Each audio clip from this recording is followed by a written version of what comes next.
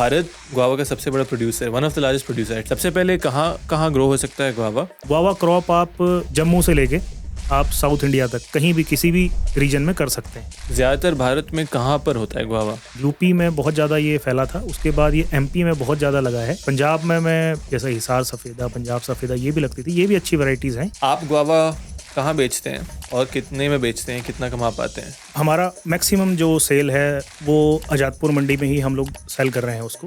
पिछले साल का मैं आपको बताऊं तो हमने 200 टन गुआवा बेचा था और टोटल हमारी जो रेवेन्यू आया था 1,85,00,000 आया था। 1,85,00,000। आप गुआवा फार्मिंग क्यों कर रहे हैं? और अगर मुझे 4 साल बाद वेट करना पड़ रहा है तो लोग मतलब वो पेशेंस के साथ इसे क्यों करें? देखिए, जो चीज़ मुश्किल है उसको कम लोग करेंगे, जो चीज़ आसान है उसको हर कोई कर रहा होगा। लेकिन आप जो 4 साल का ब्रेक इवन बोल रहे हैं उसमें क्या क्या कॉस्ट है? मेरा तो मेजर कॉस्ट लैंड का ही है, प्लांटिंग मटेरियल का है। अगर स्पेलियर ना हो आपका तो करीब करीब 4 लाख रुपए, अगर स्पेलियर सिस्टम हो तो 5 लाख रुपए 1 एकड़ पे खर्च होता है। जो लोग गुआवा की फार्मिंग करना चाहते हैं उनको आप क्या बताना चाहेंगे और आपके क्या फ्यूचर प्लान्स हैं गुआवा के साथ? नॉर्थ इंडिया के लिए तो देखिए, मैं चाहता हूँ कि कुछ वहाँ जो अच्छा हो सकता है जो यहाँ नहीं हो सकता उन पे काम किया जाए। जैसे और हम पैकेज प्रोडक्ट्स की तो लेबलिंग बहुत देखते हैं कि यार इसमें कितने कार्ब्स हैं, कितनी कैलोरीज हैं, कितनी क्या है। जो अनपैकेज्ड खा रहे हैं, रोज सब्जी बना रहे हैं, उसका तो कोई लेबलिंग नहीं है। वो जीएपी सर्टिफाइड को तब आपको लेके फायदा जब आपको यहाँ के कंज्यूमर भी मांगने लग जाएं कि यार मेरे को जीएपी सर्टिफाइड प्रोड्यूस ही चाहिए। ये बहुत ही ज़रूरी चीज़ है। आपने मुझे एक आइडिया दे दिया, एक मूवमेंट स्टार्ट करना चाहिए। किसान भाई और बहनों, राजीव जी के साथ पिछले एपिसोड में हमने ग्राफ्टिंग के बारे में समझा। इस नए एपिसोड में हमने समझा है उनके फार्मिंग के बारे में। जी हाँ, वो 25 एकड़ में गुआवा की फार्मिंग भी करते हैं और आप जान के हैरान रहेंगे कि गुआवा के फार्मिंग से वो 1,85,00,000 का रेवेन्यू कर पा रहे हैं। इस एपिसोड में हमने सारे नंबर समझे हैं, एक एक करके कैलकुलेटर पकड़ के समझा है कि यदि आप गुआवा की फार्मिंग करना चाहते हैं आपके कैसे कॉस्ट लगेंगे, आपको क्या क्या चीज़ ध्यान में रखनी चाहिए, कौन कौन इस खेती को कर सकता है और एंड ऑफ द डे आपको कितना प्रॉफिट इस प्रकार के फार्मिंग से मिल सकता है। बहुत ही ट्रांसपेरेंट एपिसोड है। 100% ऑनेस्टी के साथ राजीव जी ने हमें बहुत सारी डिटेल्स दिए हैं। तो यदि आप फार्मिंग के बारे में सीखना चाहते हैं या फिर गुआवा फार्मिंग करना चाहते हैं, ऑर्चर्ड फार्मिंग करना चाहते हैं, तो इस एपिसोड को देखिए। ऑर्चर्ड एक ऐसा ऑप्शन होता है जहाँ शायद कम टाइम में भी आप एक लंबे समय के लिए एक ज़्यादा रेवेन्यू कमा सकते हैं कुछ समय बाद। तो इस एपिसोड से मैं वादा करता हूँ आपको गुआवा फार्मिंग के प्रति हर एक डिटेल मिलने वाला है। फिर से presenting to you mister Rajiv on agri talk.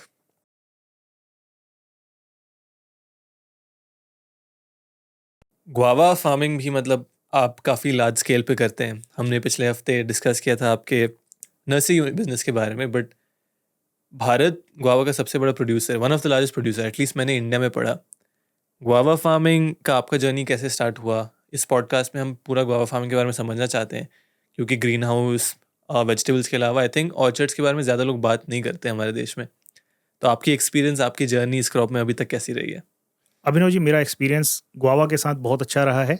इसका जो इकोनॉमिक्स मैं अभी देखता हूँ, जो ये गुआवा है, इसमें पर ईयर जैसे कभी अप भी रहता है। इस साल जैसे गर्मी थी तो इस साल गर्मी की वजह से हमें काफ़ी लॉसेस हुए, लेकिन फिर भी हमने 6 लाख रुपए पर एकड़ के आसपास ग्रॉस निकाल लेते हैं। तो 6 से 8 लाख नहीं, ग्रॉस रेवेन्यू।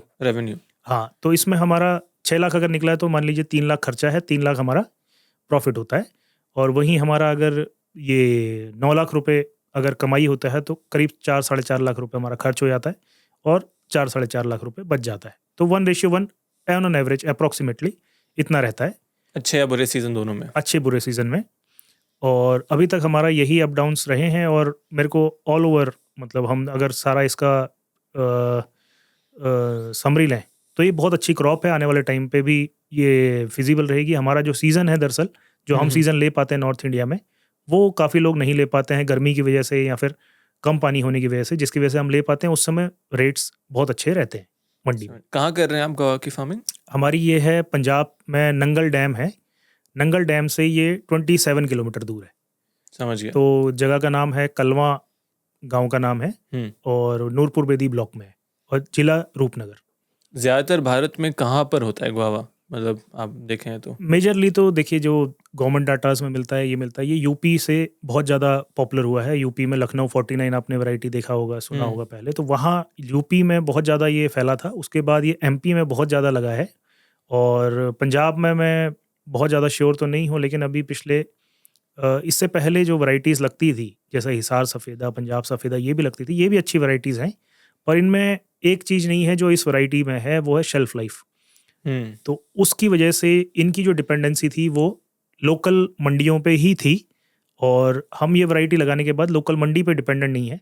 इन केस हमें लोकल मंडी में रेट अच्छा नहीं मिलता तो हम इसको दूर मार्केट कर सकते हैं, जो कि आम वैरायटीज़ को हम नहीं कर सकते। और दूसरा, इसमें हम एक प्रैक्टिस करते हैं बैगिंग की। एक एक फ्रूट को हम क्या करते हैं, पेड़ के ऊपर ही हम बैग कर देते हैं। उसमें हम पहले फोमनेट की बैगिंग करते हैं, उसके बाद एंटी फॉग पॉलीथीन आता है, उसकी बैगिंग करते हैं, उसके ऊपर पेपर लगाते हैं। तो 3 लेयर की पैकिंग करते हैं, जिसकी वजह से एक तो ये फ्रूट फ्लाई का जो मेजर अटैक रहता है बारिश के सीज़न में, जो गुआवा आता था, आपने भी कभी अगर गुआवा बारिश के सीज़न में खाया हो तो अंदर कीड़े निकलते हैं, तो उससे हम बचा लेते हैं। उसकी वजह से लोग गुआवा खाना पसंद नहीं करते हैं लोकल वाला बारिश के सीज़न में। हर क्रॉप का एक ग्रोइंग कंडीशन होता है, मिट्टी, पानी। तो गुआवा के लिए सही टेम्परेचर, क्लाइमेट क्या होता है, कहाँ पे सबसे अच्छा प्रोड्यूस होता है? और एक और जो बहुत इंटरेस्टिंग चीज़ है कि आप रेसिड्यू फ्री गुआवा कर रहे हैं, जहाँ तक मैंने देखा है, पढ़ा है।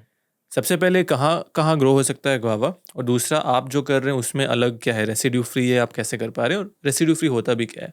इसमें मेरा अभिनव जी, जो हम गुआवा है, जैसे गुआवा क्रॉप की अगर हम बात करें, गुआवा क्रॉप आप जम्मू से लेके आप साउथ इंडिया तक कहीं भी किसी भी रीजन में कर सकते हैं। क्या बात है? सिर्फ सीज़न होगा, सीज़न जो आप ले सकते हैं वो अलग अलग होंगे। जैसे साउथ इंडिया में क्या है, साउथ इंडिया में आप 3 सीज़न ले सकते हैं गुआवा के।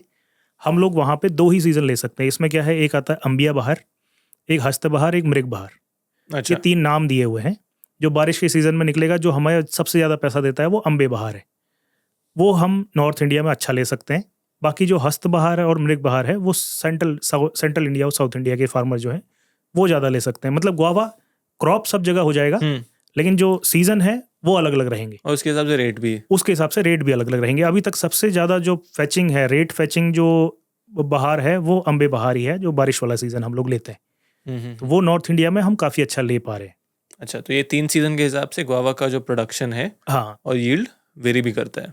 हाँ, इसमें जो आपके अगर चैलेंजेस जिस सीज़न में ज़्यादा होंगे, उसमें यील्ड भी आपको कम आएगा। जैसे हमारे पास अगर रेट हमें बहुत अच्छा मिल रहा है अम्बे बहार का, लेकिन हमारे चैलेंजेस भी उस समय काफ़ी ज़्यादा हैं। एक तो पीक गर्मी में हमें, फ्लावरिंग के टाइम पे पीक गर्मी हमें झेलनी पड़ती है, उसमें काफ़ी फ्लावर ड्रॉप होता है।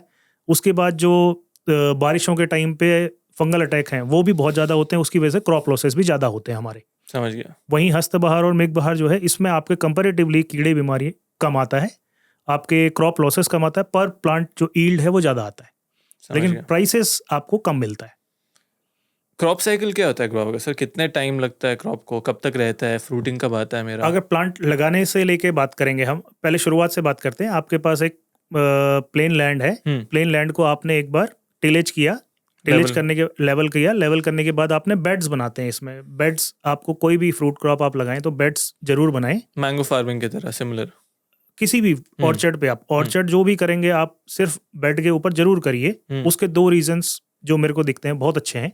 जैसे अब हम नेक्स्ट जो भी इरिगेशन पे जा रहे हैं, वो हम ड्रिप इरिगेशन करते हैं। तो जब आप बेड के ऊपर कोई चीज़ लगाते हैं, तो जो इसकी रूट्स हैं, ये इस बेड से बाहर नहीं आती। ये जैसे बेड तक पहुंचेगी रूट्स, और हवा लगेगी तो फिर इसी बेड के अंदर रहेगी। तो आप जो खाद और पानी दे रहे हो, उसकी एफिशिएंसी काफ़ी अच्छी हो जाती है, बेटर हो जाती है। दूसरा, आपको जो दूसरा काम करना जो खेत के अंदर है, वो जो अगर इंटरकल्चर ऑपरेशंस कोई करने, वो बहुत इजी हो जाता है अगर आपने बेड्स के ऊपर लगाए हुए। समझ गया। तो जब हमने प्लांटेशन कर दिया, प्लांटेशन के लिए कितनी दूरी पे हम इसको प्लांट को लगाते हैं, करेक्ट। तो पहली हो गई आपकी, ये डिपेंड करता है आप कितने बड़े एरिया में इसको प्लान कर रहे हैं। अगर आपका 10 एकर्स या उससे ज़्यादा का है, तो आप इसको लगाइए 16 फीट 2 रोज के बीच, और 8 फीट 2 प्लांट के बीच। 16 foot by 8 foot, 16 feet row to row distance, plant to plant 8 foot. 8 foot. इसमें ये मीडियम डेंसिटी, जैसे मैंगो फार्मिंग में बात कर रहा था अभी, वो बोलते हैं अल्ट्रा हाई डेंसिटी होता है, लो डेंसिटी होता है, हाई डेंसिटी होता है। गुआवा में भी ऐसा होता है? हाँ, इसको हाई डेंसिटी ही आप बोलेंगे। जब 12 बाई 8, जब तक आप 6 फुट तक नहीं जा रहे ना, वो हाई डेंसिटी है। जब आप 6 फुट या उसके नीचे चले गए, तो अल्ट्रा हाई डेंसिटी हो गया, मिडो ऑर्चर्ड बोलते हैं उसको। अच्छा। तो वो बहुत ज़्यादा, मतलब वो सिर्फ आप उस वैरायटी का कर सकते हैं जिसको आपने प्रोसेसिंग के लिए यूज़ करना है। उसमें आपको क्वालिटी बहुत अच्छी नहीं लेनी, लेकिन आपको यील्ड ज़्यादा लेनी है प्लांट से। वहाँ पे आप मिडो ऑर्चर्ड पे भी जा सकते हैं। उस पर समझ गया। लेकिन जब आपको क्वालिटी अच्छी बनानी है तो उसके लिए हाई डेंसिटी प्लांटेशन में हम कर सकते हैं। इससे पहले जो ट्रेडिशनल थी वो लगती थी 15 बाई 15 फुट या 20 बाई 20 फुट पे, बट अभी 8 बाई 6 बाई 12, और 12 बाई 8, 12 बाई 8 अगर आपका 10 एकड़ से नीचे का एरिया है, ज़्यादा और उससे तो उससे ज़्यादा है तो 16 फीट बाई 8 फीट। अच्छा। हाँ, अब इसमें कुछ एडवांसमेंट्स हुई हैं जिससे आप ये स्पेस को और कम कर सकते हैं। तो उसमें एक सिस्टम होता है जिसको बोलते हैं स्पेलियर ट्रेनिंग सिस्टम। क्या है ये? इसमें क्या होता है, जैसे क्या बोलते हैं? स्पेलियर? स्पेलियर, ESPALIER। अच्छा, स्पेलियर ट्रेनिंग सिस्टम। तो इसमें क्या बोलते हैं हम, जैसे हम फेंसिंग करते हैं ना अपने बाउंड्रीज की, तो उसमें हमने मान लीजिए 2 पिलर लगाए और उसमें 3 तार आपने बांधी हैं, उसके साथ आप प्लांट लगा दीजिए, जिसमें आप जो हर तार है उसके साथ 2-2 ब्रांचेस बांध सकते हैं।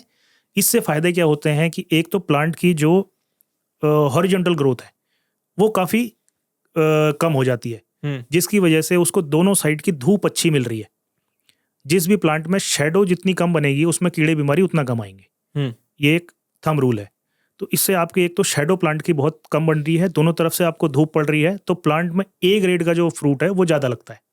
और दूसरा, कल के दिन जैसे हमारे वहाँ जो नॉर्थ इंडिया में हमारी जो मेजर इशू है वो है मैन पावर। तो जब हम एक प्रैक्टिस मैंने आपको बताई, वो बैगिंग चढ़ाने वाली जब हम कर रहे हैं जी, तो बैगिंग के लिए जो लेबर है वो, अगर आप स्पेलियर सिस्टम में कोई बगीचा लगा हुआ है तो उसमें सामने सामने आपका आई लेवल पे फ्रूट्स दिखते हैं, उसको बैगिंग करना बहुत फास्ट है। वहीं आपको अगर प्लांट के अंदर घुस के करनी पड़े तो इसमें आपका जो स्पीड है वो काफ़ी कम हो जाता है, तो उसमें भी ये काम आता है। तो इसमें अगर आप स्पेलियर सिस्टम में जाते हैं तो आप ये जो 16 बाई 8 की स्पेसिंग है ये 12 बाई 8 भी कर सकते हैं, बड़े ऑर्चर्ड में भी। तो बेसिकली इस सिस्टम में मेरा डिस्टेंस कम हो रहा है, हाँ, आई लेवल पे फ्रूट आ रहा है, जिससे मेरा कल्चरल ऑपरेशन ईजी हो जाता है। बट कर क्या रहे हैं, मैं वो समझा नहीं सर, मतलब एग्जैक्टली कर क्या रहे हैं सिस्टम में आप? इसमें जैसे हम मान लीजिए कि 2 पिलर्स हैं जी, 2 पिलर्स के बीच में 3 तार जा रही हैं। 3 तार, ठीक है। 3 तार हमने बांधी हुई हैं, उसके साथ हमने एक प्लांट लगा दिया। उस प्लांट का जब पहले 2 ब्रांचेस निकलेंगी वो हमने पहली तार से बांध दी, उसके बाद जो ऊपर 2 ब्रांचेस निकलेंगी वो दूसरी तार से बांध दी, तीसरी वाली तीसरी तार से बांध दी, उसके ऊपर प्लांट को नहीं जाने दिया। अच्छा, तो अभी आपके प्लांट का स्ट्रक्चर जो है वो 3 इस तरफ और 3 इस तरफ, इस तरह सारे का प्लांट के लिए? सारे प्लांट। उसके साथ इसका फायदा मैंने आपको बता दिया, एक तो कीड़े बीमारी कम लगेगा, मैन पावर आपकी कम होती है, स्प्रे की एफिशिएंसी बहुत अच्छी होती है, बहुत अच्छा एक मेथड है। वहीं इसके कुछ ड्रॉबैक्स भी हैं। ठीक है। ड्रॉबैक नॉर्थ इंडिया में क्या है हमारे पास, अगर जैसे ओला गिरता है, अगर हेल स्टॉर्म आता है, तो अगर आपकी ओपन कैनोपी होती है तो उसमें क्या है कि आपका जो अंदर का फ्रूट है वो बच जाता था, लेकिन इसमें आपका टोटली 100% डैमेज हो सकता है अगर ओला वगैरह गिरता है। तो ये एक कुल मिला के बहुत अच्छा एक मॉडल है, सिस्टम है, जिसको फार्मर्स करना चाहिए आगे।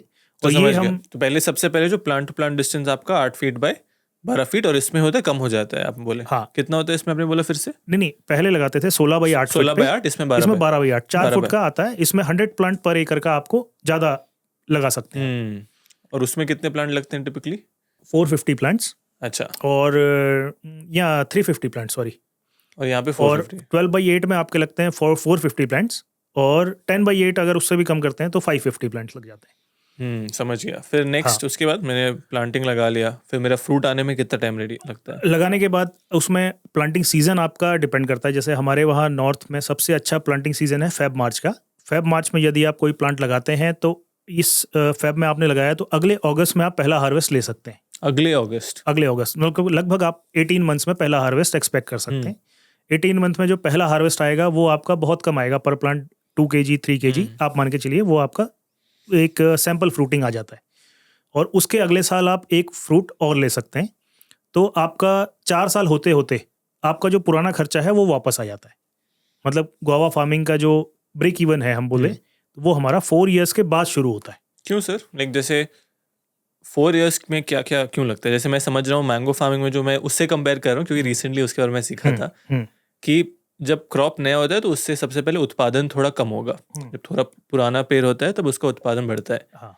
लेकिन आप जो 4 साल का ब्रेक इवन बोल रहे हैं उसमें क्या क्या कॉस्ट है? मेरा तो मेजर कॉस्ट लैंड का ही है, प्लांटिंग मटेरियल का है। इसमें आपको मैं बताऊं, जो बैगिंग आप कर रहे हैं जी 20 रुपीज़ पर kg, तो उसका कॉस्ट है। नंबर्स से बात करते हैं स्टार्टिंग से, ठीक है? स्टार्टिंग में आपका जैसे आपने लैंड लेवलिंग वगैरह किया और फेंसिंग वगैरह किया, ड्रिप इरिगेशन, आपने लैंड लेवलिंग वगैरह करने का आपको 20,000 रुपीज़ पर एकड़ का कॉस्ट आया। ठीक है। आपका उसके बाद प्लांटिंग मटेरियल जो आपने खरीदा वो करीब 1 लाख रुपए का प्लांटिंग मटेरियल आया।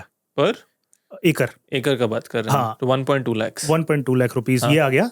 हाँ उसके बाद आपका ड्रिप इरिगेशन अगर आप लगाते हैं तो 60 to 70,000 rupees, depending on area कितना बड़ा आप करते हैं। अगर ज़्यादा बड़े एरिया में करेंगे तो ये कॉस्ट कम हो जाता है। 1 एकड़ का 70,000 पकड़ते हैं। 70,000 रुपये ये मान लीजिए इसका ड्रिप इरिगेशन का कॉस्ट आया। फिर इसके बाद इसको लगाने का कॉस्ट जो प्लांटेशन कॉस्ट है वो आप मान लीजिए कि 20,000 रुपये और मान लीजिए प्लांटिंग मटेरियल, प्लांट लगाने का। अच्छा, प्लांटिंग मटेरियल तो ले लिया हमने, प्लांटिंग मटेरियल ले लिया 1 लाख रुपए में, ठीक है। हाँ उसके बाद आपने ये जो लगाने का कॉस्ट या फिर आप खाद वगैरह डालने का कॉस्ट, ये सब जो है मैन्योर वगैरह, ये आप मान लीजिए कि आपका 20,000 रुपये में ये भी आ जाता है। 20 से 24,000 रुपये में मैन्योर आ जाता है।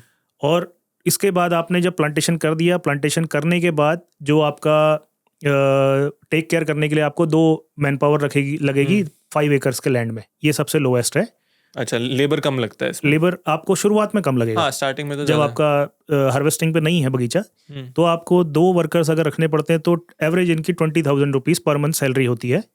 तो साल का आपको ये 5 एकड़ पे जो खर्चा आ रहा है वो करीब 2,40,000 रुपये आ गया पर लेबर, पर नहीं 2 वर्कर्स का। अच्छा, दोनों मिला के मतलब आपको हस्बैंड वाइफ रखने ही पड़ेंगे, वरना तभी वो ज्यादा लंबे समय तक काम करते रहेंगे आपके पास। बात है। तो उसमें आपको हस्बैंड वाइफ अगर लगते हैं तो 2,40,000 का आपको 5 एकड़ पे खर्चा आया, तो पर एकड़ कॉस्ट इसका हो गया आपका 50,000 रुपीज पर ईयर। फिर इसके बाद आपके जो फर्टिलाइजर्स हैं, फर्टिलाइजर्स का कॉस्ट लगभग आपका 1 एकड़ पे 1 ईयर का शुरुआत में 35 to 40,000 रुपीज वो रहता है। जो फर्टिलाइजर्स में हम जो वाटर सोल्यूबल फर्टिलाइजर्स देते हैं उसकी बात करते हैं। जो हम स्प्रे वगैरह करते हैं, ये सब करते हैं, इसका कॉस्ट आप मान लीजिए 10 to 20,000 के बीच में, मतलब कितनी बीमारी ज़्यादा आई है कम आई, उस पर इतना खर्च होता है।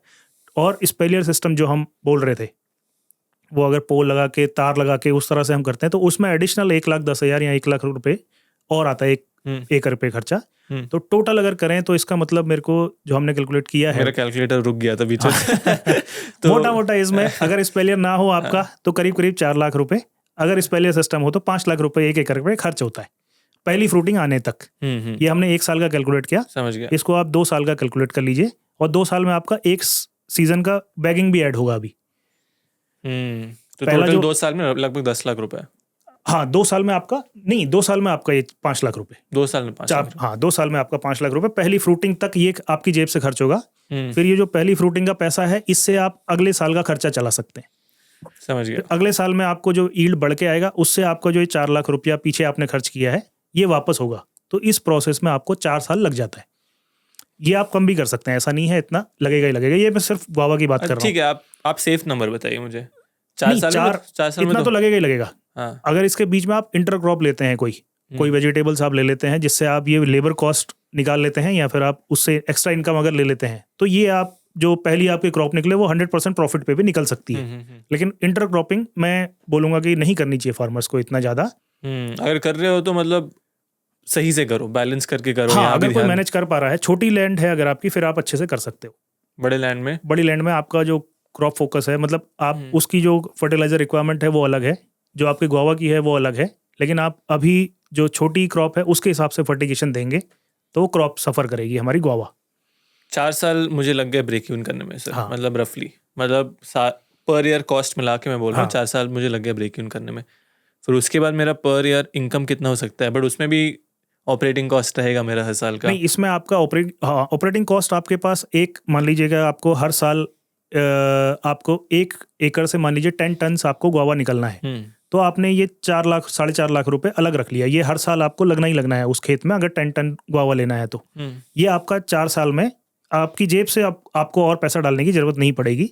ये 4 लाख रुपए आपको अगले सीजन के क्रॉप लेने में भी हेल्प करेगा। ये आप डालेंगे तो 4 साल बाद जो आप 5वें साल खर्चा करेंगे 5 लाख रुपए, वो आपको अगले 5 लाख रुपए प्रॉफिट देगा। तो ये 5 लाख जो आया आपको वापस 5वें साल, ये आपका नेट प्रॉफिट है। सर मैं आपको सच बता रहा हूँ, लाइक मुझे ये सुनने में लग रहा है कि यार मैं क्यों करूँगा, इतना टाइम लगेगा, पेशेंस बहुत है, क्योंकि आजकल लोग बहुत तेजी से पैसा कमाना चाहते हैं एग्रीकल्चर में स्पेशली। आप गुआवा फार्मिंग क्यों कर रहे हैं? और अगर मुझे 4 साल बाद वेट करना पड़ रहा है तो लोग मतलब वो पेशेंस के साथ इसे क्यों करें? अगर 10 एकड़ है, 15 एकड़ है, तो आप कह रहे हैं 5-6 लाख रुपए प्रॉफिट पर एकड़ हो सकता है। तो आपको लगता है ये एक अच्छा ऑप्शन है अगर किसी को रिलैक्स्ड होकर फार्मिंग करना है? हाँ, देखिए फ्रूट्स में क्या है, फ्रूट्स में जो कंपैरेटिवली हम जो मार्केट की बात करते हैं ना जी, बहुत ज़्यादा फ्लक्चुएट नहीं करता है। अच्छा, ओके। गुआवा में जैसे जो देखिए जो चीज़ मुश्किल है उसको कम लोग करेंगे, जो चीज़ आसान है उसको हर कोई कर रहा होगा। तो आप देखिए अगर वेजिटेबल्स में आप ये अगर आपकी बात ठीक है कि हम 4 साल वेट कर रहे हैं उसके बाद 5 लाख रुपए मिल रहा है इसमें, लेकिन उसके बाद वो 5 से आगे बढ़ता ही जाएगा, है ना? ये हमें कन्फर्म है कि इतना तो आएगा ही आएगा। वहीं अगर हम वेजिटेबल करते हैं तो वेजिटेबल में हम प्लानिंग करते हैं 10 लाख, किसी साल हमें 10 लाख रुपए एकड़ भी मिल सकता है, अगले साल हो सकता है ये 0 भी हो जाए, उसके अगले साल हो सकता है ये 1 लाख पे आए, तो एवरेज जो आपकी रहेगी वो लाख 2 लाख रुपए एकड़ का निकलता है। और बाकी ये जो मैं आपको 4 साल में ब्रेक इवन वाली बात कर रहा हूँ, ये जो लोग कैलकुलेट नहीं कर रहे हैं वो अगर कैलकुलेट करेंगे तो ज़्यादातर सारे ऑर्चर्ड्स में इतना आपका ब्रेक इवन आने में 4 साल तो लगेगा ही लगेगा। अगर आप कैलकुलेशन करेंगे, आप अगर 2 साल के बाद की जो आपकी फ्रूटिंग है उसको इनकम मानने लग जाएं तो आपकी 2 साल में इनकम चालू हो गई। हाँ, बाय लॉजिक। हाँ, बाय लॉजिक। बट उसी को आप री इन्वेस्ट कर रहे हाँ, हैं। लेकिन वो आपने अगर वो 4 लाख रुपया कहीं और आपने खर्च किया होता तो उससे या बैंक में ही पड़ा होता या आपने SIP में लगाया होता, कहीं लगाया, तो उससे 10-12% तो आप वहाँ से भी कमा रहे होते। तो आपको उससे भी कंपेयर करना है कि वो हटा के अब जो मेरा प्रॉफिट गुआवा से आ सकता है, ये मेरा गुआवा का प्रॉफिट है। तो मानो मेरे पास 10 एकड़ लैंड है, तो 4 साल के इन्वेस्टमेंट के बाद मैं सालाना 50 लाख रुपए गुआवा की फार्मिंग से कमा सकता हूँ। हाँ, ऑन एन एवरेज। किसी साल ये 60 भी जा सकता है, कभी ये 30-40 भी आ सकता है। ऑन एन एवरेज में ऑन 50 एन लाख। एवरेज इतना आप एक्सपेक्ट कर सकते हैं। इंटरेस्टिंग, पेशेंस वाला खेल है। हाँ, बट लॉन्ग टर्म खेल है। लॉन्ग टर्म खेल है। आपको देखिए क्या होता है ना, सब्जियों में आप एक सब्जी उगा रहे हैं, अगर आपको अपनी ग्रोइंग पे कॉन्फिडेंस है आपको, तो आप गोभी उगा रहे हैं, आपके बगल वाला किसान भी गोभी उगा रहा है, उसके बगल वाला भी गोभी। जब ये मंडी पहुंचेगा तो ये गोभी है, ये आपके खेत का या उसके खेत का गोभी नहीं है, कोई पता नहीं चलता। कोई पता नहीं चलता। फ्रूट्स में ऐसा नहीं है। फ्रूट्स में अच्छा। आप देखेंगे मंडियों में एक 30 रुपए किलो गुआवा भी बिक रहा होगा और वहीं 150 रुपए किलो का गुआवा भी बिक रहा होगा। इन दोनों में डिफरेंस क्या है? क्योंकि वो शेप उसका जो फार्मर है वो ग्रेडिंग करके, मतलब आप अगर अच्छी क्वालिटी निकाल सकते हैं तो आप वहां पहुंच सकते हैं। उसमें भी लेकिन सॉर्टिंग ग्रेडिंग होता है ना? सॉर्टिंग ग्रेडिंग, लेकिन वो रेंज उतनी ही रहेगी उसमें। थोड़ा मान कम लीजिए है। आप वो 20 रुपए मिल रहा होगा तो बी ग्रेड वाले को 10 रुपए मिलेगा, 50% ऐसा करके वहाँ समझ गया। वो बहुत ज़्यादा अप डाउन नहीं होगा उसमें। मतलब आपके फार्म का ए ग्रेड और किसी और के फार्म का ए ग्रेड में इतना अंतर नहीं होगा कि वो 30 रुपए बिके और वो 100 रुपए बिके। समझ गया। ठीक है, हम थे क्रॉप पे जहाँ मुझे लगा 18 महीना मुझे लगेगा क्रॉप आने में। अभी 18 महीने के दौरान सबसे पहले तो मिट्टी कैसा होना चाहिए मेरा, आपने बेड प्रिपरेशन के बारे में बोला, ड्रिप लगाने के लिए बोला। 2 प्रश्न यहाँ पे हैं कि मिट्टी किस प्रकार की होनी चाहिए, और दूसरी बात की अभी भी ज़्यादातर किसान ड्रिप का इस्तेमाल नहीं करते हैं और मतलब मैनुअली पानी देते हैं, बारिश पे डिपेंडेंट होते हैं। तो मिट्टी कितना ज़रूरी है और ड्रिप इरिगेशन का भी इम्पोर्टेंस आप समझा सकते हैं? मिट्टी को आप ऐसे समझिए, मिट्टी जो है ना पौधे का पेट होता है। हम खाते हैं, हम लोगों का डाइजेशन कहाँ होता है? पेट में, पेट के अंदर होता है ना। उसी तरह से हम जो प्लांट को देते हैं, फर्टिलाइजर हम दे रहे हैं, वो सब जो पाचन हो रहा है, जो माइक्रोबियल एक्टिविटी हो रही है जिससे प्लांट को वो अवेलेबल होगा लेने के लिए, वो सारा मिट्टी में हो रहा है। तो मिट्टी बहुत एक इंपॉर्टेंट पार्ट है आपका। तो मिट्टी के कुछ पैरामीटर्स आपको जरूर पता होने चाहिए। आपको मिट्टी का pH पता होना चाहिए, आपको EC पता होना चाहिए, आपके मैक्रो माइक्रो न्यूट्रिएंट मिट्टी में कितने हैं वो पता होना चाहिए, मैक्रो माइक्रो NPK और कैल्शियम मैग्नीशियम वो पता होना चाहिए। एक बहुत अच्छा पैरामीटर है कैल्शियम कार्बोनेट आपके मिट्टी में कितना है। आप टेस्ट कराते हैं? हाँ, हर साल। ये बहुत अच्छी प्रैक्टिस है, हर फार्मर को करनी ही चाहिए। बहुत सारे किसान नहीं करते हैं, आप ऐसा क्यों है? उसमें देखिए थोड़ा सा वो टायरसम जॉब तो है, मुश्किल काम है। हाँ, उसको लगता है कि यार कौन ये सैंपल ले और वहाँ भेजे लैब में, 15 दिन बाद आएगा। और असल में मैं बताऊँ, उसको इंटरप्रेट करना किसानों को नहीं आता। रिपोर्ट क्या है? रिपोर्ट आ गया, रिपोर्ट अगर आ जाए, जैसे मान लीजिए आपने ब्लड टेस्ट आपने करवाया आज, लेकिन उसको कोई डॉक्टर ना हो जो इंटरप्रेट करके आपको बता दे कि इसका मतलब क्या है। आपका प्लेटलेट काउंट इतना हो गया है तो इसका मतलब क्या है। तो वो सारी चीज़ें जो इंटरप्रेट करके उनको बताएगा तो उनको इंटरेस्ट आएगा कि हाँ। अब जैसे मैं आपको एक बात बताता हूँ, जैसे मिट्टी में आप टेस्ट आपने अभी करवाया, आपका मिट्टी का pH आता है 8.2 8.3, और यदि आपका, ये एक एग्जांपल मैं ले रहा हूँ, और वहीं आपका जो फास्फोरस है और पोटाश है जो मिट्टी में पड़ा हुआ है, वो उसकी जो मात्रा है वो काफ़ी ज़्यादा है आपकी मिट्टी में। तो अब आप अगर फास्फोरस और पोटाश फर्टिलाइजर देते जा रहे हो तो ये वेस्ट ऑफ मनी है आपका। Waste of money, waste for the crop. Waste for the crop. तो ये आपको यदि पता है कि मेरा जो फास्फोरस पोटाश पड़ा है मिट्टी में वो प्लांट को क्यों नहीं मिल रहा, क्योंकि मेरा pH 8 से ऊपर चला गया है, तो आप काम करिए pH को कम करने की। वहाँ आप करेंगे तो आपका फर्टिलाइजर कॉस्ट वैसे ही कम हो जाएगा। पीएच कैसे कम करें ये भी शायद किसान नहीं जानते हैं। हाँ, उसके 2-3 तरीके हैं। देखिए, एक तो मैं जो रिलाई करता हूँ, ऑर्गेनिक मैटर जितना ज़्यादा होगा आपकी मिट्टी में, ऑर्गेनिक मैटर आप बहुत ज़्यादा यूज़ करिए। एक डिकम्पोजर बैक्टीरिया करके नाम से आता है, वो आप जितना ज़्यादा चलाएंगे मिट्टी में, मैंने देखा है कि उसमें 2 साल में काफ़ी अच्छा वो पीएच डाउन कर देता है। और काफ़ी लंबा, ऐसा नहीं है कि आपने आज तुरंत कोई एसिड चलाया और उससे मिट्टी का पीएच डाउन हो जाएगा, ऐसा होगा नहीं। इसको कम से कम करने में आपको 3 से 4 साल का टाइम लगेगा। मेन इसमें ऑर्गेनिक मैटर ही है। ऑर्गेनिक मैटर के साथ आप डिकम्पोजर बैक्टीरिया चलाइए तो जो वो ऑर्गेनिक मैटर है उसको जल्द फास्ट वो डिकम्पोज कर देगा। जितना ह्यूमिक एसिड आपके मिट्टी में बनेगा, ह्यूमिक एसिड एसिडिक है तो थोड़ा सा आपका पीएच डाउन करेगा मिट्टी का। समझ गया। हाँ, तो पीएच अगर आपका लेवल है कितने होना चाहिए, अब कितना कम करना चाहिए? गुआवा के लिए सही कितना होता है? हर क्रॉप के लिए 6.5 से 7.5, ज़्यादातर क्रॉप्स के लिए 6.5 से 7.5 का पीएच आइडियल है। तो 6.5 से 7.5 के बीच में अगर रेंज है आपके पीएच की तो वो बहुत अच्छा है। और सॉइल टेस्ट जब हम करवाते हैं, ये भी ऐड करना जरूरी है। तो किसान सैंपल कहाँ से ले वो भी जरूरी है। जहाँ पे आप क्रॉप लगाने वाले हैं ना, जहाँ पे आपके ड्रिप का पानी पड़ता है, वहाँ के नीचे की मिट्टी लीजिए सैंपल के लिए। किसान क्या करता है, लगाने वाला तो बेड में है और सैंपल के लिए जो 2 बेड की बीच की जगह है वहाँ से सैंपल टेस्ट करवा लिया। तो सॉइल टेस्ट मुझे कब कराना चाहिए? मैं यूजुअली जो मैं देखता हूँ कि बेड बनाने से पहले, मतलब कोना से बेड बनाने के बाद आप बेड बनाइए। बेड बनाने के बाद जहां आपने प्लांटेशन करना है वहां की मिट्टी लीजिए। बट ऐसे तो 1 एकड़ में मेरे 450 प्लांट होंगे। हाँ, तो कैसे उसका सैंपल बनाऊं? एक प्री करिए। देखिए, जब आपने लैंड की प्लानिंग करनी है, जब आपने सोचना है कि इसमें क्रॉप लगाऊं नहीं लगाऊं, उस समय आप प्लेन लेवल लैंड की मिट्टी एक बार टेस्ट करवा लीजिए।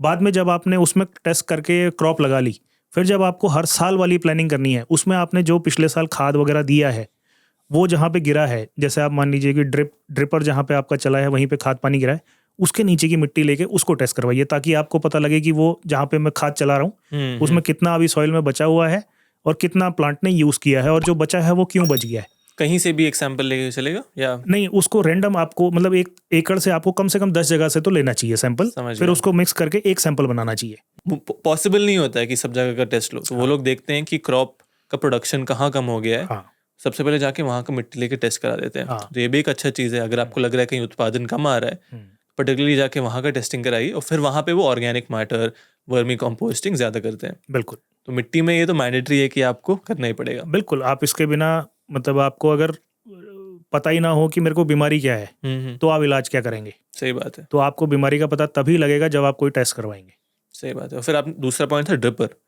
ड्रिप का क्या इंपॉर्टेंस है? कौन सा ड्रिपर यूज करते हैं आप गोवा के लिए? ड्रिपर में देखिए, अगर आपकी लैंड लेवल्ड है, अगर आपका बहुत ज़्यादा स्लोप नहीं है, हिली रीजन नहीं है, तो फिर तो आप कोई भी ड्रिप लगा सकते हैं जिसका डिस्चार्ज जो बोला गया है, जो आपने लिया है वो डिस्चार्ज अगर मैच कर रहा हो। जैसे कंपनीज की अगर बात करें तो नेटाफिम कंपनी का हम ज़्यादातर इस्तेमाल करते हैं। उसमें क्या है कि 2 लीटर पर आवर डिस्चार्ज का अगर आपने कोई ड्रिप लाइन लिया है तो उसका हर ड्रिपर से आप नाप के देखेंगे तो 2 लीटर पर आवर ही निकलेगा। तो उस तरह का ड्रिप आपको यूज़ करना चाहिए।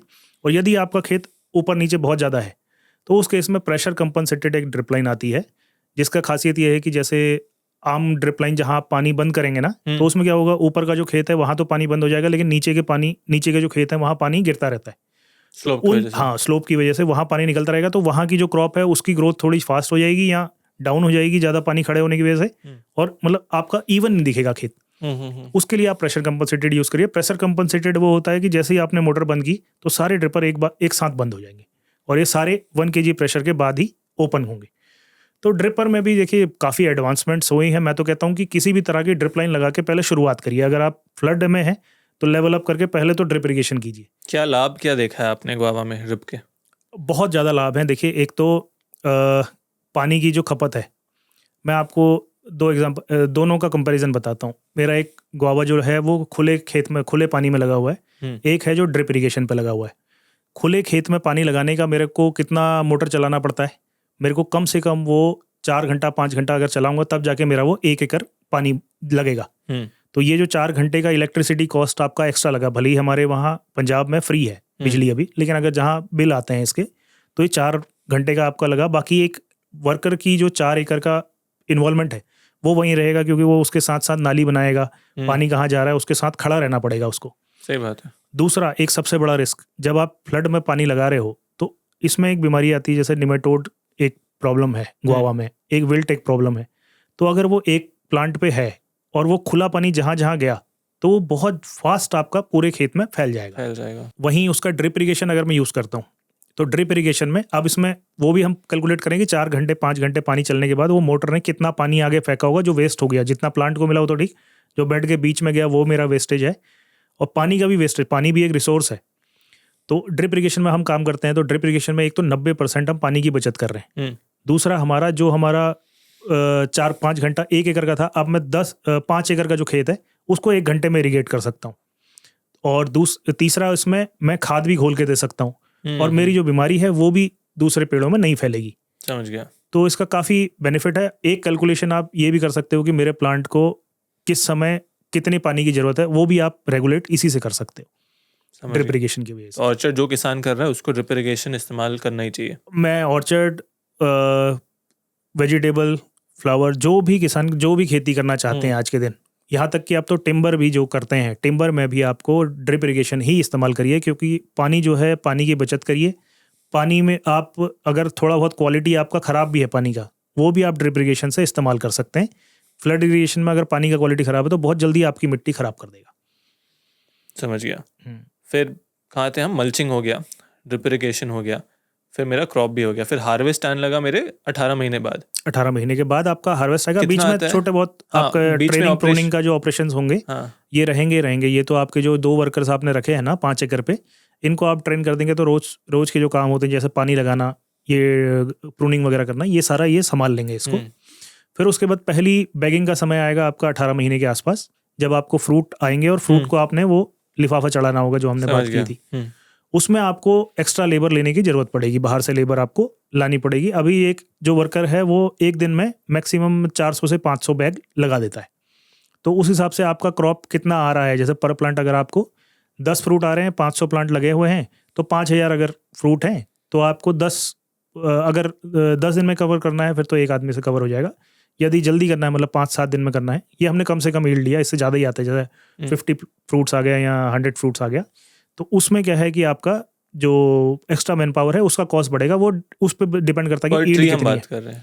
पर ट्री पहला क्रॉप तो मान लीजिए 20-25 फ्रूट रहता है। सही बात है। और 20-25 फ्रूट में आप मानिए कि एक आदमी का आपको 25 इंटू 500 बोले तो प्लांट, नंबर ऑफ प्लांट आपका एकड़ में अगर 500 है, ठीक है, तो 12 टन नहीं, ये नंबर ऑफ फ्रूट्स है। 12,500 फ्रूट्स, 12,500 फ्रूट्स हुआ। और डिवाइड कर दीजिए इसको 400 फ्रूट्स पर पर्सन के हिसाब से, तो इतना मैन डेज आपको लगेंगे। डिवाइडेड बाई 400 आप करिए तो 31,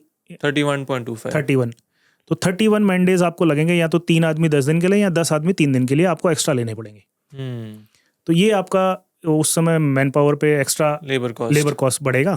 फिर उसके साथ आपकी harvesting cost plus packaging cost ये भी बढ़ जाता है। अच्छी पैकेजिंग अगर आप डिज़ाइन करते हैं उसका आपको बहुत अच्छा रिटर्न मिलता है। तो एवरेज 4 से 5 रुपये पर केजी का कॉस्ट हमारा पैकेजिंग का आ जाता है। और जो बैगिंग का कॉस्ट है, बैगिंग का कॉस्ट हम मान के चलते हैं कि मोटा हमें पर केजी के ऊपर जो आ रहा है वो 15 to 20 रुपीज़ के बीच में रहता है बैगिंग कॉस्ट। तो ये सारी अगर हम खर्चा आप पहली बार आपको बैगिंग का देना पड़ेगा। उसके बाद ये जो क्रॉप है आपका, ये अगले सीजन का आपको पैसा बचा के दे देगी। इसके बाद आपको पुट नहीं करना पड़ेगा अपनी जेब से। समझ गया। और रेवेन्यू आपने बोला कि मतलब पहले साल में मुझे कितना आएगा पर प्लांट? 20-25 फ्रूट का आप प्लान करके चलिए। इससे बढ़िया भी ले सकता है कोई किसान। वेट कितना होता है उसका टोटल? एवरेज हम मान के चलते हैं 400 to 500 ग्राम्स का एक फ्रूट रहता है। अच्छा। इसमें कुछ क्या होता है, सीजन अगर हमारा बारिश का है तो पहली हार्वेस्ट आपकी 400-500 ग्राम के फ्रूट की होती है। बाद में आते आते कुछ 150-200 ग्राम के भी फ्रूट पीले पड़ने लग जाएंगे, तो उसको भी आप तोड़ेंगे तो एवरेज जो आपकी आएगी वो 250 ग्राम के आसपास की ही फ्रूट की आती है। 250। तो जैसे पहले साल में जैसे 500 प्लांट है, हाँ, इंटू 25 प्लांट्स पर ट्री है ना, तो 12,500 फ्रूट हो गए। हाँ, इंटू 250, हाँ, पॉइंट ये ले 0.25 इंटू 0.25, हाँ, तो 3,125 मतलब 3 टन के आसपास 3 टन आपका माल निकला पहले साल का। और 3 टन का सेलिंग प्राइस कितना हुआ? 90 रुपये एवरेज मान के चलिए अगर ये अम्बे बाहर है तो। अच्छा, इंटू 90 रुपीज़, हाँ, तो मतलब लगभग 2.8 लाख पहला साल में। पहला साल आपको 2.8 लाख रुपीज़ आया। इससे आपने अगले साल के जो खर्चे हैं, जो आपका मैन पावर में लगना था या बैगिंग का लगना था, वो निकल गया आपका। और अब ये कुछ प्रॉफिट नहीं है। दूसरे साल ऑनवर्ड्स मेरा प्रोडक्शन कितना बढ़ता है? इसमें 50 फ्रूट्स का आप अगले साल प्लान कर सकते हैं। उसके अगले साल, हाँ, उसके अगले साल आपका मैक्सिमम जो हमने देखा है वो 100 एवरेज रहता है पूरे खेत का। अच्छा। और पर प्लांट तो आप देखें किसी में 150 भी है, किसी में 100 फ्रूट्स। हाँ, 100 फ्रूट्स तो रहता ही है। तो उस समय तो ज्यादा होगा, बहुत नंबर, ये 10-12 लाख हो जाएगा कितना? हाँ, 100 प्लांट्स लेंगे तो अभी हम 25 पे कैलकुलेशन ले रहे हैं। हाँ, 500 प्लांट्स का यदि आपका पर प्लांट अगर 100 फ्रूट्स है, हाँ, तो आपका हो गया 50,000 बैग्स पर एकड़। हाँ, 50,000 तो फ्रूट्स। 10 टन्स आपकी प्रोडक्शन आती है, 10 to 12 टन्स। फिर से बोलिए, 500 हाँ, ट्रीज, हाँ, 100 फ्रूट्स पर ट्री। हाँ, ठीक है, तो 50,000 फ्रूट्स। हाँ, तो पर फ्रूट वेट हम ले रहे हैं 250 ग्राम ले रहे हैं, मैंने 200 ही लिया, इंटू 200। हाँ, तो 10 टन माल हो गया। हाँ, 10 टन का आप अगर सेलिंग प्राइस यही वाला मानते हैं तो इसमें एवरेज 90 रुपीज़ तो रहता ही है। 10,000 इंटू 90 मतलब 9 लाख। हाँ, तो ये आपका 9 लाख जो है ये अपनी कमाई हो गई। इसमें आपका जो खर्च आएगा टोटल वो 4.5 के आसपास खर्च होता है, 4.5 आपकी बचत हो जाती है, 4 के आसपास खर्च होगा, 5 कमाई होगी, इस तरह का है।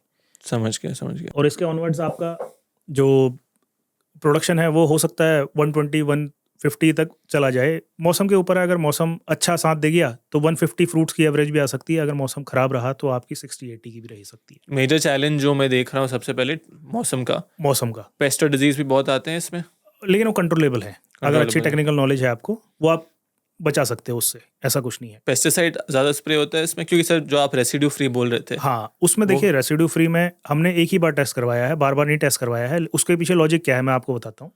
जो हम रेसिड्यू फ्री क्या होता है सर? रेसिड्यू फ्री जो भी आप प्रोड्यूस ले रहे हैं ना, अभी तो देखिए जो हमारे पास टेस्टिंग इम्प्लीमेंट्स ही ऐसा नहीं है जिससे हम तुरंत टेस्ट कर पाएं कि यार मेरे प्रोड्यूस में कितना रेसिड्यू पेस्टिसाइड का है या नहीं है। लेकिन हम उसको ना आए रेसिड्यू, उसके लिए क्या क्या सावधानियां लेते हैं। उसके लिए ये है कि हम एक तो ग्रीन लेबल के जितने भी इंसेक्टिसाइड्स हैं वो इस्तेमाल ज़्यादा करते हैं। ग्रीन लेबल क्या होता है? पेस्टिसाइड्स में आपने देखा होगा पीछे से कई लेबल लगे होते हैं, ग्रीन, रेड, हाँ, पहले होता है ग्रीन, फिर ब्लू, फिर येलो, फिर रेड। इसका मतलब क्या होता है कि ये जो ग्रीन लेबल के इंसेक्टिसाइड हैं, ये अगर आप 5000 mg से ऊपर पर kg बॉडी वेट आप कंज्यूम करोगे तो आपके लिए लीथल है। वहीं उसके ऊपर आता है ब्लू लेबल, वो 500 mg तक अगर आपने कंज्यूम किया पर kg बॉडी वेट तो आपके लिए लीथल है। उसके नीचे 50, उसके नीचे आपका और भी कम डोज में आपको लीथल हो सकता है। तो जो ग्रीन लेबल के इंसेक्टिसाइड्स हैं, ये अगर हम इस्तेमाल करते हैं तो इनका PHI एक बोलते हैं प्री हार्वेस्ट इंटरवल, ये बहुत कम होता है। जैसे मैं आपको समझाइए सिंपल शब्द में सर। प्री मतलब हार्वेस्टिंग करने से पहले कितना गैप, मतलब आपने आज स्प्रे किया, हाँ, समझ गया, और कितने दिन तक वो प्लांट में रेसिड्यू रहेगा उसका। तो ये जो ग्रीन लेबल हैं इनका रेसिड्यू काफ़ी कम समय तक रहता है। तो ये अगर हम इस्तेमाल करते हैं, वैसे आप कोई भी ग्रीन लेबल अगर आप इस्तेमाल कर रहे हैं, स्प्रे और हार्वेस्टिंग के बीच में 7 दिन का गैप रखते हैं, तो लगभग मेरा मानना है कि काफ़ी हद तक उसका रेसिड्यू कम आएगा। लेकिन ये मैं 100% कॉन्फिडेंस से इसलिए नहीं कह सकता क्योंकि मेरे पास कोई नापने के लिए बहुत अच्छी वो नहीं है। और बाकी जो टेस्टिंग है उसके इतने ज़्यादा लूप होल्स हैं कि मैं अभी चाहूँ तो मैं एक प्लांट ऐसा रख लूँ जिसमें मैं स्प्रे ही नहीं करता और उसी को भेजूँ टेस्टिंग करने के लिए, और इसकी रिपोर्ट आ जाएगी भाई साहब इसमें तो 0 है। लेकिन वो पूरे खेत का नहीं है, कुछ और होता है, असलियत कुछ और होता है। वो जब तक आप नहीं कह सकते कंफर्म, जब तक आप उसको एक एक प्रोड्यूस को या रैंडम आप पूरे खेत में से कुछ कुछ सैंपल को टेस्ट खुद ना कर लें। और खुद हमने इसलिए नहीं कराया क्योंकि उसकी डिमांड अभी मार्केट में कोई ज़्यादा है नहीं।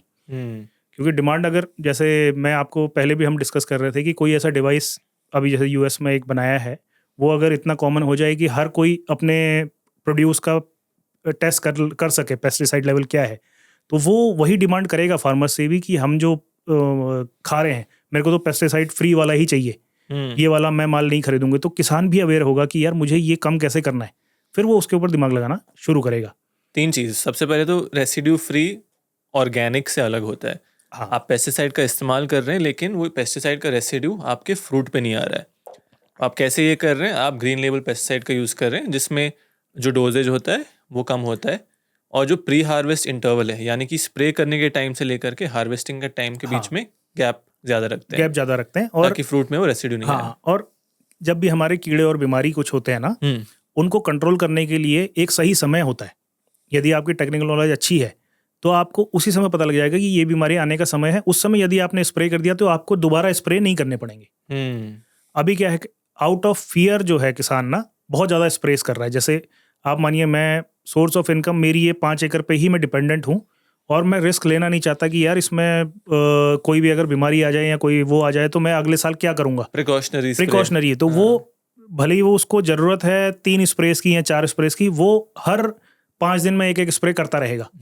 तो उससे हार्म क्या है, एक तो जो कंज्यूमर खाएगा उसको वो बहुत ज़्यादा करना ही है, दूसरा इसके लिए जो है वो इनपुट कॉस्ट बहुत ज़्यादा बढ़ गई। तो मेरे को लगता है कि अगर किसान इस बारे में थोड़ा सा अवेयर हो जाए या थोड़ी टेक्निकल नॉलेज गेन करे कि कोई अगर पेस्ट है, जैसे मान लीजिए हम एग्जांपल लेते हैं कोई मिली बग आप ले लीजिए, या फिर एक फल में एक सूंडी आती है जो फल छेदती है ना, फल को फल छेदक बोलते हैं उसको। उसकी लाइफ साइकिल क्या है, वो किस समय आएगी और किस समय वो जमीन के अंदर जाएगी और किस समय वो फल को खाएगी। उस समय यदि वो स्प्रे एक किया जाए तो उससे ही वो कंट्रोल हम कर सकते हैं। जैसे मैं एग्जांपल दूं कि जैसे इसके अंदर जब भी हमारा फल की साइज करीब करीब ये छोटे बेर के बराबर की होती है ना, उस समय सबसे ज़्यादा प्रकोप होता है, एक फल छेदक होता है जो फल से बाहर आ रहा होता है हरे रंग का। वो उस समय हमें तब दिख रहा है, उस समय आप स्प्रे करने लग जाओ, वो कर जाओ, वो तो अपना काम कर चुका है, अब वो जमीन में जा रहा है प्यूपेट करने, उस समय वो खाना पीना नहीं खा रहा है, इसीलिए उसको कंट्रोल करना भी मुश्किल है। सही समय पे डालना, सही समय पे डालना, जिस समय कीड़े बहुत ज़्यादा खाना खा रहे हैं उस समय ही आपको करना, या फिर जिस समय वो अंडा दिया होगा फ्रूट पे उस समय कंट्रोल करना। मई के महीने में जब भी बारिश का मौसम हो ना, उस समय ही वो पतंगा होता है एक, वो आएगा और वो फ्रूट पे अंडा देके चला जाएगा।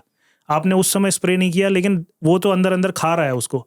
अब जब वो बाहर आ रहा है तब वो किसानों को दिख रहा है कि ये सूंडी मेरे फ्रूट को खराब कर रही है, फिर आप स्प्रे करना शुरू कर रहे हैं, उसमें आप कंट्रोल नहीं कर पाएंगे उसको, और आपका जो ये कॉस्ट लग रहा है वो भी एक्स्ट्रा है। समझ गया। टाइमिंग इज वेरी इंपॉर्टेंट है, टेक्निकल नो हाउ आपको बहुत अच्छी होनी चाहिए, और जो पेस्टिसाइड्स का आप स्प्रेस का इस्तेमाल करते हैं वो भी आपको टेक्निकल्स कौन कौन से इस्तेमाल करनी चाहिए, कौन कौन से ग्रीन लेबल इंसेक्टिसाइड्स हैं, जैसे स्पेनेटोरम ये अपना डेलीगेट के नाम से आता है, ग्रीन लेबल्ड है, बहुत अच्छे इंसेक्टिसाइड्स हैं। जो अभी कोराजन जो लोगों को लगता है कि ये बहुत ज़्यादा हार्ड दवाई है, इसका बहुत ज़्यादा नुकसान होगा, आप ब्रिंजल में देखिए, उसको आज आपने स्प्रे किया, उसका पीएचआई ब्रिंजल में वो क्लेम करते हैं कि 1 दिन का पीएचआई है। अच्छा, हाँ, और वो जितनी ग्रीन लेबल की एक इंसेक्टिसाइड है, 1 एकड़ में आपको सिर्फ 60 ml देनी होती है और 1 दिन के बाद उसका रेसिड्यू खत्म हो जाएगा। ये कंपनी बता के बेचते हैं? हाँ, कंपनी के लेबल पे होता है पीएचआई आप किसी का भी चेक कर सकते हैं, किसी भी इंसेक्टिसाइड का आप पीएचआई वहाँ वेबसाइट पे आप डाल के या फिर आप गूगल पे भी सर्च करके चेक कर सकते हैं कि किस किस क्रॉप में कितने दिन का पीएचआई इस केमिकल का है। ये तो बहुत ही इंपॉर्टेंट सीख है किसानों के लिए कि पीएचआई पेस्टिसाइड का देखें और जो भी वो प्री हार्वेस्ट इंटरवल है कम से कम होना चाहिए जी, ताकि मेरे रेसिड्यू पे नहीं। हाँ, जैसे अभी पुराने जो यूज करते थे क्लोरपाइरीफॉस हो गया, मोनोक्रोटोफॉस, ये येलो लेबल में आते थे, ये आज आपने इस्तेमाल किया तो ये 45 डेज तक क्रॉप में रहेगा। बाप रे बाप। तो ये लेकिन क्यों इस्तेमाल करते हैं लोग, क्योंकि इसमें इनको लगता है कि कॉस्ट कम जा रही है मेरे पर लीटर कॉस्ट जो है इसकी ये केमिकल की बहुत कम है, और वहीं मैं महंगा केमिकल ना लेके इसको अगर डालता हूँ तो मेरा पैसा बचेगा। ऐसा होता नहीं है असल में, वो आपको डोज ज़्यादा देनी पड़ती है। अब जो ये महंगे केमिकल्स आ गए इनकी डोज कम है, खर्चा आपका एकड़ का, जैसे मान लीजिए 1000 रुपये पर एकड़ स्प्रेइंग कॉस्ट अगर मेरी है, तो इसमें मैं कौन सा बेस्ट केमिकल डाल सकता हूँ उस पर आप काम कर सकते हैं। वो आपको अगर सोचेंगे तो वो ज़्यादा बेहतर भी होगा आपके कंज्यूमर के लिए भी। और अभी सिर्फ अगर हम जैसे हम बोलते हैं हमें ऑर्गेनिक प्रोड्यूस खाना चाहिए, नो डाउट ऑर्गेनिक प्रोड्यूस खाना बहुत अच्छी बात है, लेकिन आप पहला स्टेप उसकी तरफ जरूर लीजिए। आप सीधे ही 0 पेस्टिसाइड नहीं कर सकते। आप आज मेरे अगर 10 स्प्रेज हो रहे हैं तो पहले इसको 5 पे लेके आइए, सही बात है, फिर इसको आप 2 पे लेके आइए, फिर आप इसको धीरे धीरे कैसे और कम कर सकते हैं उस पर काम करना होगा। मासेस के लिए ऑर्गेनिक हर कोई अफोर्ड नहीं कर सकता, अफोर्ड भी नहीं कर सकता और किसान कर भी नहीं सकता है। हाँ, बहुत सारे लोग जो कर भी रहे हैं बस नाम का ऑर्गेनिक है। और हम भी जैसे करना भी चाहते हैं, जैसे हम आउट ऑफ गुड डीड हम चाहते हैं कि यार हम अपना प्रोड्यूस जो है इस तरह का करें, तो लेकिन हमें मार्केट में कोई रियलाइजेशन उसका बहुत ज़्यादा नहीं मिलता। सही बात है। उस सीज़न में अगर मैंने भी गुआवा बेचा और मेरे बगैर कोई और भी गुआवा बेच रहा है जो बहुत ज़्यादा स्प्रेस करता है, वो रेट में कोई डिफरेंस नहीं है उसको। तो अगर ऐसे फार्मर्स को रिकॉग्नाइज करके, जैसे आपका मैं पॉडकास्ट इससे पहले वाला देख रहा था, जीएपी सर्टिफिकेशन होता है, वो जीएपी सर्टिफाइड को वो तब आपको लेके फायदा जब आपको यहाँ के कंज्यूमर भी मांगने लग जाएं कि यार मेरे को जीएपी सर्टिफाइड प्रोड्यूस ही चाहिए। अगर वो डिमांड बढ़ जाए तो हर कोई करेगा उसको जीएपी सर्टिफाइड, हर कोई चाहेगा कि मेरा जो खेत हो, जीएपी सर्टिफाइड हो, जिससे मेरे को मार्केट में 20% या 30% प्रीमियम ज़्यादा मिले। ये बहुत, मेरा मानना है कि एक मूवमेंट चाहिए, मतलब जहाँ लोग डिमांड करें। वो हाँ। आपको समझना जरूरी है, किसान उगाएगा अगर लोग मांगेंगे। मैंने खुद देखा है अभिनव ये जी। बहुत ही जरूरी चीज़ है। आपने मुझे एक आइडिया दे दिया, एक मूवमेंट स्टार्ट करना चाहिए। हाँ, श्योर आप शुरुआत कीजिए, हम आपके साथ हैं। नहीं, बिल्कुल। हाँ, और मैं आपको अपना भी, हम जैसे चंडीगढ़ में मंडी में घूमते हैं ना, तो चंडीगढ़ में आप मानेंगे नहीं कि जो रेंज रोवर से उतरते हैं ना लोग, वो एक बंदा 10 रुपए की गोभी ले रहा होगा और एक 12 की बेच रहा होगा ना, और 12 वाला बोलेगा कि इसमें मैंने कम पेस्टिसाइड मारा, वो 10 रुपए वाली ही लेके जाएगा। क्या बात है, रेंज रोवर वाला बंदा। रेंज रोवर वाले, आप फूड में उनकी भी गलती नहीं है, उनके पास कोई टेस्टिंग पैरामीटर ही नहीं है कि वो टेस्ट कर पाए कि तूने रेसिड्यू कैसे कम मारा है। वो तो कोई भी बोल देता है आपको। अभी रेडी वाला, अगर आपने रेसिड्यू फ्री बोला, बगल वाला ऑर्गेनिक बोल के बेचना शुरू कर देता है। लेकिन उसके पास अगर वो टेस्टिंग हो, जो चाहे कि मैं टेस्ट कर सकूं वहीं पे लेते हुए या फिर मंडी के लेवल पे, तो वहीं टेस्ट कर लेगा कि इसमें रेसिड्यू ज़्यादा है, इसमें कम है, आप ये वाला दीजिए मुझे। भले उसका प्रीमियम उसको 15 रुपये लेना पड़े, आदमी हेल्थ से कॉम्प्रोमाइज़ करना नहीं चाहता। जैसे सिंगापुर में सर, अभी मतलब वेजिटेबल्स के लिए नहीं, बट उन्होंने फूड ग्रेडिंग के लिए क्या किया है, जैसे मैं जंक फूड खा रहा हूँ या चिप्स खा रहा हूँ, कोक पी रहा हूँ, कुछ भी है, या फिर हेल्दी फूड खा रहा हूँ, तो एक ग्रेडिंग सिस्टम बनाया है, ABCDE कैटेगरी। शायद आपने देखा होगा, I am not sure, but based on the food उस पर कैटेगरी लिखता है। आप कोक पी रहे हो, ये D कैटेगरी का चीज़ है, हाँ। मत खाओ। अगर आप सब्जी खा रहे हो, A कैटेगरी का है। तो ये एक बहुत सिंपल चीज़ है, बट लोग को दिख जाता है, अच्छा मैं खा रहा हूँ लेकिन ये मेरे लिए अच्छा नहीं है। बिल्कुल। अगर सब्जी में ऐसा कुछ आ जाए या वेजिटेबल्स फ्रूट्स में, एग्रीकल्चर में, तो मज़ा ही आ जाएगा। हाँ, नहीं होना चाहिए। जैसे हम पैकेज प्रोडक्ट्स की तो लेबलिंग बहुत देखते हैं कि यार इसमें कितने कार्ब्स हैं, कितनी कैलोरीज हैं, कितनी क्या है। जो अनपैकेज्ड खा रहे हैं, रोज सब्जी बना रहे हैं, उसका तो कोई लेबलिंग नहीं है। वो आप सिर्फ ट्रस्ट पे ले रहे हो कि हाँ इस पे यार नहीं पड़ा होगा, ये उस दुकान वाले ने भी दिया है, तो वो दुकान वाले ने सर्टिफिकेशन वाले रखे हैं, ऑर्गेनिक सर्टिफिकेशन ले रखे हैं फार्मर्स ने, तो उनका प्रोड्यूस बेचता होगा, तो इसमें रेसिड्यू नहीं है। लेकिन वो उसके बहुत ज़्यादा लूप होल्स हैं, जैसे मैंने आपको पहले भी बताया था। कोई भी ऑर्गेनिक सर्टिफिकेशन लेना बहुत आसान हो गया है अभी इंडिया में, ले बहुत सकता आसान है। है, yes। हाँ, कोई ले सकता है। सर गुआवा पे वापस आते हैं, इंटरेस्टिंग टॉपिक था। आप गुआवा कहाँ बेचते हैं और कितने में बेचते हैं, कितना कमा पाते हैं? हमारा मैक्सिमम जो सेल है वो अजातपुर मंडी में ही हम लोग सेल कर रहे हैं उसको। हम लोकल मंडीज में भी बेचते हैं, लेकिन लोकल मंडीज का थोड़ा सा जो डिमांड होता है वो कम होता है। वो 500 kg के आसपास लोकल मंडीज में डिमांड होती है। हमारा डेली का जो प्रोडक्शन है वो 8 टन 10 टन निकलता है, तो हम डिपेंडेंट हैं दिल्ली के ऊपर। तो दिल्ली में ही हम बेचते हैं, और दिल्ली में हमारा जो गुआवा है वो हाईएस्ट सेलिंग उस समय का रहता है। कभी कभी आप देखें, हमारा ब्रांड हिमनूर के नाम से जाता है वो। अच्छा, ब्रांड के साथ बेचते हैं? हाँ, पूरा पैकेजिंग। आपको 50% है आपका ग्रोइंग का नॉलेज, 50% आपका मार्केटिंग का नॉलेज। ये दो आप कंबाइन करेंगे तभी सक्सेसफुल हो पाएंगे।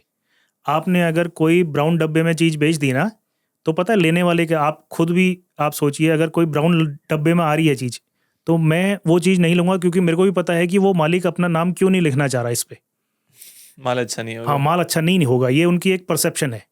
तो दिल्ली मंडी का भी जो हमने देखा है, जब हम जाते हैं विजिट करते हैं, जो रेडी वाले हैं ना, उनके नाम वो चढ़ जाता है कि वो ब्रांड का चाहिए मेरे को, क्योंकि उसका एक्सपीरियंस अगर पिछली बार वो रहा, वो खोजता, वो आपका ब्रांड ढूंढ के आएगा कि ये वही वाला गुआवा, यार ये वाला गुआवा था वो जो मैंने लगाया था, और रेडी में मेरा 5-7 दिन खराब नहीं हुआ और रेट अच्छा मिला।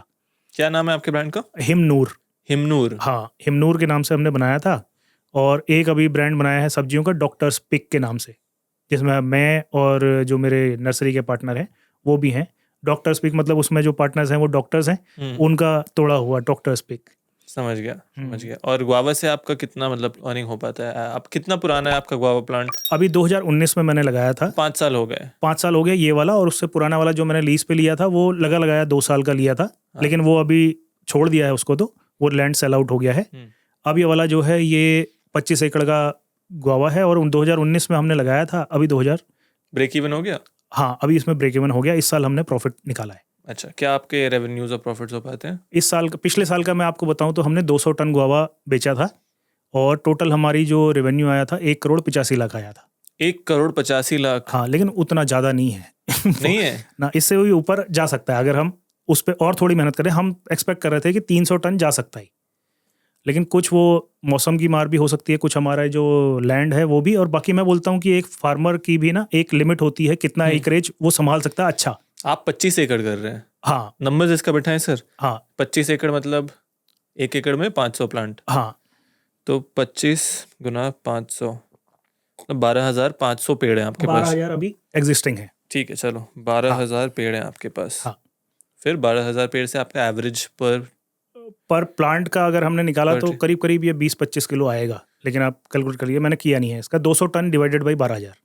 ठीक है, तो ठीक है 200 टन दो हाँ इंटू 20, हाँ ठीक है 18-20 किलो। हाँ 18-20 किलो आता है। अच्छा तो 200 टन ले लेते हैं। हाँ 200 टन पिछले साल लिया था जब मौसम अच्छा था। हाँ इस साल हमारा वो कम रहा, इस साल हमारा 130 टन ही निकला। ठीक है, तो 150 पकड़ सकते हैं एवरेज। एवरेज 150 पकड़िए। ये आपका मतलब आने वाले टाइम पे अगर गर्मी भी रहता है, या हो सकता है हमारा अगर अच्छा मौसम रहा, या अभी हम कोशिश कर रहे हैं कि उसके ऊपर या तो रेन गन का इस्तेमाल करें या फिर कोई नेट कवरिंग वाला जो होता है ना, उस तरह का इस्तेमाल करें जिससे गर्मी से हम बचा सकें, तो ये क्रॉप हम बढ़ा भी सकते हैं। लेकिन अभी का फिगर यही है। तो इसका एवरेज रेट कितना होता है? एवरेज रेट हमें जो मिलता है, पिछले सीजन का मिला था 96 रुपीज़, 90 रुपीज़, सॉरी, पिछले सीजन का 90 रुपीज़ था, इसका 96 मिला इस साल 96। हाँ, इस साल क्योंकि क्रॉप कम थी। 1,44 लाख अप्रोक्सीमेटली इस साल का। और पिछले साल का था, नहीं, इस साल प्रोडक्शन भी कम था। अच्छा 130 टन्स का, आपने 130 के हिसाब से किया। मैंने 200 टन्स का तो 90 के हिसाब से करिए। 200,000 इंटू 1,80 लाख। 185 आया था, मतलब इसमें 91 हाँ, 92 ऐसा होगा। हाँ तो 185 के आसपास हमारा पिछला ग्रॉस रेवेन्यू रहा था, जिसमें खर्चा हमने 85-87 लाख रुपीस का किया था क्रॉप पे। अच्छा इतना खर्चा हो जाता। हाँ, हाँ तो इतना। 25 एकड़ भी है। हाँ, और वहीं हमारा ये वाला जो सीज़न रहा, इसमें हमने 130 टन ही हार्वेस्ट किया। इस साल काफ़ी क्रॉप लॉस हुआ। अभी दूसरा वाला जो क्रॉप है वो हम चल रहा है अभी, लेकिन इसमें रेट थोड़ा सा डाउन रहता है। तो आप गुआवा के फार्मिंग से 1 करोड़ रुपए कमा लिए, लेकिन 25 एकड़ में। हाँ, 1 करोड़ हमारा मतलब निकल जाता है उसमें, लेकिन मैं अकेला नहीं हूँ, हम 5 पार्टनर्स हैं। हाँ हाँ तभी भी हाँ, कोई बात लेकिन एज अ ग्रुप इतना कमाई है। समझ गया, मतलब तभी भी 25 एकड़ से अगर आप उतना कमा हाँ। पा रहे हो। ये लैंड आप लीज किए हैं? ये लीज किया हुआ हमने 15 साल के लिए। समझ गया। उसका भी सर बहुत सारे लोग का प्रश्न होता है हाँ, कि लैंड जो लोग खरीद नहीं सकते हैं, नंबर 1 लीजिंग कैसे करते हैं, मतलब कहाँ से लीज करूँ, लीजिंग का कॉस्ट क्या आता है, क्या गवर्नमेंट इसमें कुछ सपोर्ट देती है खरीदने में या लीजिंग करने में? गवर्नमेंट सपोर्ट का तो मेरे को बहुत ज़्यादा आइडिया नहीं है, लेकिन जैसे आप अगर आपकी बेल्ट में लैंड अवेलेबल है जो आपको लीज आउट मिल सकती है, आपका अभी कैपेसिटी अगर पैसे का बहुत ज़्यादा नहीं है, क्योंकि लैंड खरीदना एक बहुत अच्छा प्रपोजल है, बशर्ते आपके पास लैंड हो। पैसा हो तो मान लीजिए आपके पास 2 करोड़ रुपए लगाने के लिए है अभी, और आपके पास 2 ऑप्शंस हैं, या तो मैं 10 एकड़ के लैंड खरीद के उसमें खेती कर लूँ, या फिर मैं लीज पे लेके इसको 25 एकड़ कर लूँ। तो यहाँ आप लीज पे लेके ज़्यादा बड़े एरिया में कर सकते हैं। तो लीजिंग मेरे हिसाब से उस समय जो मेरा मॉडल था वो उसके हिसाब से, उस समय की कंडीशन के हिसाब से वो बेस्ट मॉडल था। अब लीज पे लैंड लेनी किसकी चाहिए और कहाँ से लेनी चाहिए, उस पर डिपेंड करता है। वो आपको पर्सन टू पर्सन डिपेंड करता है। कहीं भी आप लीज पे अगर लेते हैं, कोई बड़े इंडस्ट्रियलिस्ट हैं जिनकी पुरानी कोई लैंड रखी हो, कोई NRI हैं जो काफ़ी टाइम से विदेश में रह रहे हैं, लेकिन वो लैंड सेल भी नहीं करना चाहते, लेकिन किसी अच्छे आदमी को लीज पे देना चाहते हैं, तो ये आप ले सकते हैं उनसे। और इसको रजिस्टर्ड लीज करवाइए आप। रजिस्टर्ड लीज में आपको 1% स्टैम्प ड्यूटी देना पड़ता है जिस समय आप रजिस्ट्रेशन करवाते हैं उस समय, लेकिन आपका ये हो जाता है कि हाँ, आपको उस लैंड से जब तक आपका टेन्योर नहीं पूरा होता तो आपका लीगल हक बनेगा उसमें। तो इस तरह से लीज आउट करके अगर आप फार्मिंग शुरू करते हैं तो ज़्यादा बेटर ऑप्शन मेरे को दिखता है अभी फ़िलहाल के लिए। लीजिंग का कॉस्ट क्या होता है? लीजिंग का वहाँ जो है, जैसे अगर क्रॉप आपके पास अगर खेती बहुत अच्छा हो रहा है तो हमारे वहाँ रेंज होती है, जैसे मैंने जो ली है वो काफ़ी सस्ती है लैंड, उसमें 15,000 पर एकड़ पर ईयर हम देते हैं। और वो बिल्कुल ही वो एरिया था जहाँ पे आप मानिए कि अगर 1 फुट की ऊपर की मिट्टी हम हटा देना तो वो रेत से आप मकान बना सकते हैं, वो उस तरह की रेत है। अच्छा हाँ, तो वो बहुत ही रेतीली मिट्टी थी और ड्रिप इरिगेशन वगैरह वहाँ नॉलेज इतनी ज़्यादा नहीं है, तो इस वजह से वहाँ खेती हो नहीं रहा था, तो हमें बहुत सस्ता मिल गया। और लेकिन अगर जहाँ पहले खेती हो रही हो तो वहाँ 50,000 to 70,000 पर एकड़ पर ईयर भी कॉस्ट आती है इसकी लीजिंग की। पर एकड़ पर 50 to 70,000। हाँ, लेकिन मेरा मानना है कि फार्मिंग अगर आपको करनी है तो फार्मिंग अगर टेक्निकल नॉलेज आपकी अच्छी है, पहले आप टेस्टिंग करवा लिए हैं अगर लैंड का और पानी का, तो उसको आप अगर सुधार सकते हैं, जिसमें लोग कह रहे हैं कि खेती नहीं हो सकती उसको आप कर सकते हैं खेती, वो ज़्यादा बेटर ऑप्शन होगा। वो आपको सस्ते में भी मिल जाएगी लैंड, उसका डेवलपमेंट करके भी आपको अच्छा, मतलब एक जो ओनर आपको लीज पे दे रहा है उसका भी फ़ायदा होता है कि बाद में अगर वो देना भी, बेचना भी चाहे किसी को, तो वो भी लैंड की आप वैल्यू बढ़ा के देते हैं उसको। समझ गया।